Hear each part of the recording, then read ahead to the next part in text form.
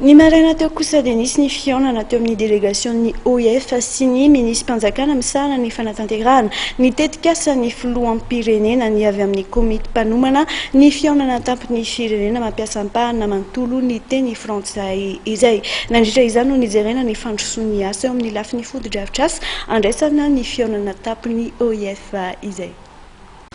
Ho vita ara-potoana ny alohan'ny volana novambra andraisana ny fihaonana tampona fahaenina amby folo ny tany mampiasa ny ampahana manontolo ny teny frantsay ny fodi-drafitr'asa andraisana io fivoriana iraisam-pirenena io.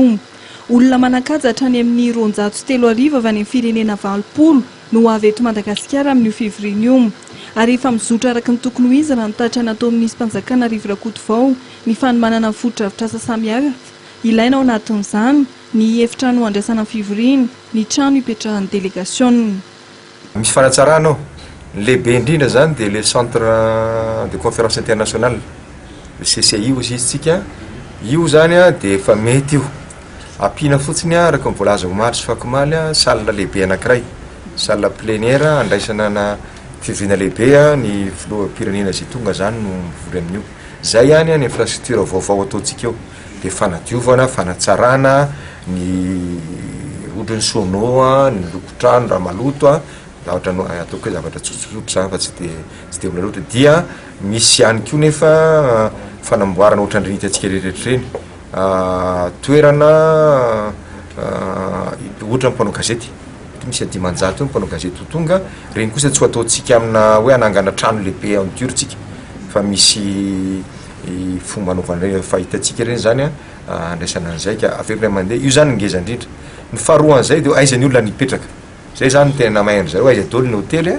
dia fa nanao ny fanitety zany eo amin'ny 3000 chambre eo ny ilaina.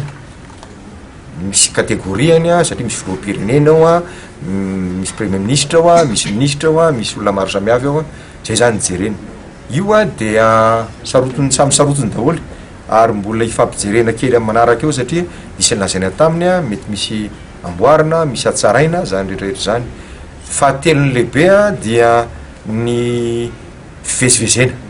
ny tsara dia mba mitoerana mifanakaikikaiky daholo zany misy an'le CCI sy ny toerana ipetrahan'ny olona tsika zany dia efa namaly hoe tsy vitanay zay fa nampijerena azy ohatra ny Carleton, Colbert sy ny toerana maro samihafa. Mikasika amin'ny fivezivezena anisan'ny tetikasa tanterahana ary fitaina mialohan'ny fivoriana tampony francophonie ny fanamboarana ireo fiantsonan'ny fiara ary ny fanamboaran-dalana manaraka ireto.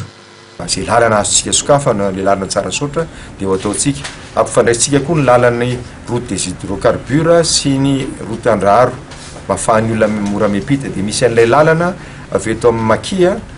voaka ty kaiky frezy aty zany rehetra zany anamorana an'ilay makany amin'ilay hôtely. Anisan'ny asa efa mandehany koa amin'izao fotoana izao ny fanamboarana seranam-piaramanidina Ivato eo ihany koa ny village de la francophonie na ny village foara etsy Andotapenaka toerana izay ampisehoana ny fomba sy ny kolontsaina malagasy. Nijery foto zotry ny asa fanomanana fandraisana ny fivoriana tampony francophonie ireo délégationna ireo. Nilaza androany Andriamatoa Jacques Bilodeau filohan'ny komity mpanomana ny fivoriana fahaenina amby folo francophonie fa matoko ny fitondrana malagasy ary manantena fa afaka apetrano ny fivoriana tampony firenena mampiasa ampahana manontolo ny teny frantsay amin'ny volana novambra 2024 i Madagasikara.